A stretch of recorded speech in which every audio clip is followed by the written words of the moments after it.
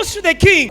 King, give me permission to go back to Jerusalem so that I can rebuild the walls. Now the king says, Nehemiah, you can go. Now Nehemiah was walking to Jerusalem. When he gets to Jerusalem, when he looked at the walls, he cried inside. Now he started to rebuild the walls. In other words, there was now progress in the rebuilding of the temple. Nehemiah was putting a stone like this. They were busy rebuilding the walls. Progress was happening in the house of the Lord. Now when progress was happening, the Bible says Tobiah and Sanballat, they were so angry. They laughed and said, what are you doing? Enemies of progress. When they start to see movement, they will begin to be interested in what you are doing. All along, they did not care what was happening in Jerusalem. They had concluded that Jerusalem will never rise again. They had concluded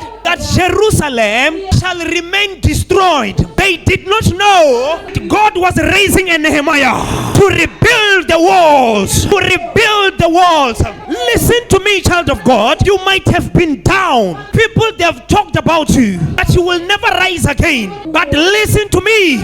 As long as you're still alive, there is still hope for the living. You're too slow. You're too slow. As long as you're still breathing, there is still hope. There is still hope.